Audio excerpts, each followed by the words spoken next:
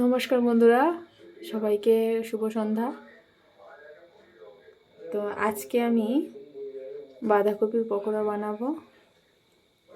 তো চলো, এখানে আমি বেসনটা মেখে নিয়েছি কিছুটা, আর এখানে আমি নিয়েছি বাঁধাকপি ভালো করে কুচিয়ে নিয়েছি, আর এখানে নিয়েছি গোটা দুটো পেঁয়াজ। আমি এবারে বেসনটার মধ্যে একটু কালো জিরে দিয়ে দেবো।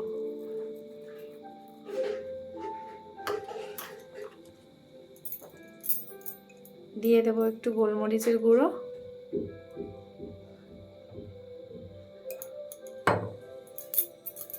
দিয়ে দেবো একটুখানি পরিমাণের লাল লঙ্কার গুঁড়ো, আর দিয়ে দেবো একটু পরিমাণ মতো হলুদ।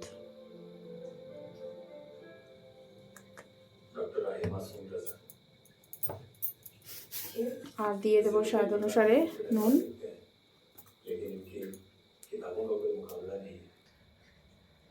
আর দেব সামান্য একটু চালের গুঁড়ো। আপনারা চাইলে কর্নফ্লাওয়ারও দিতে পারেন, আমি এখানে একটু চালের গুঁড়ো দিয়ে দিলাম। এবারে এই মিশ্রণটা আমি ভালো করে মেখে নেব আর একবার। আর একটু জল লাগবে আমার।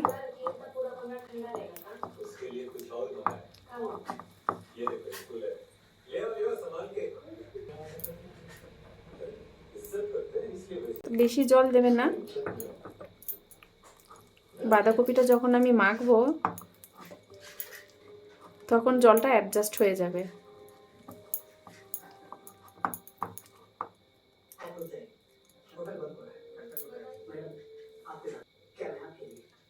তো এবারে সব আমি একসাথে এবারে মেখে নেব।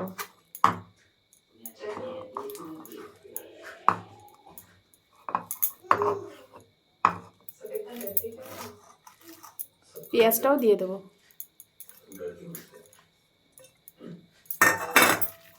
এবার ভালো করে মেখে নেব।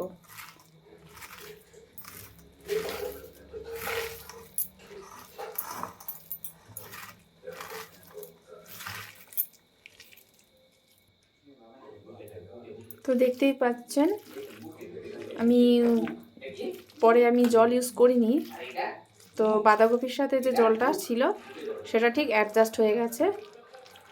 ঠিক এইরকম হবে, আঠা আঠা, দেখুন।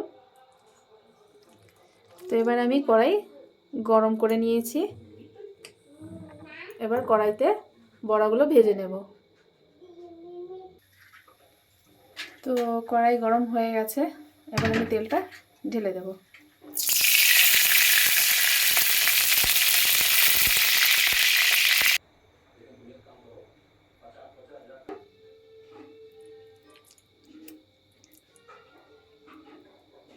দিয়ে দিচ্ছি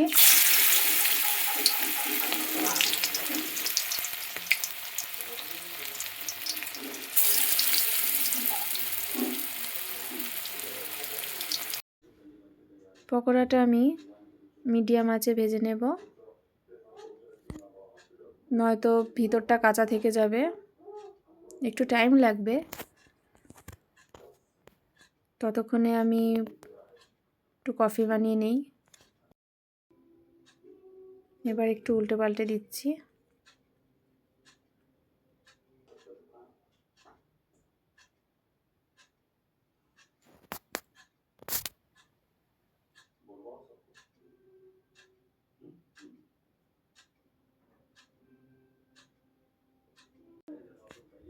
তো কফির জন্য আমি দুধটা বসিয়ে নিয়েছি পাশে।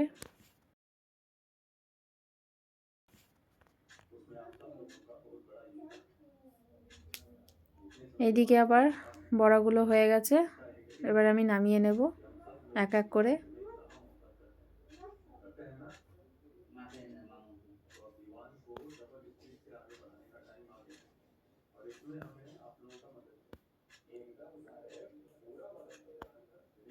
তো রেডি আজকে আমার বাঁধাকপির পকোড়া।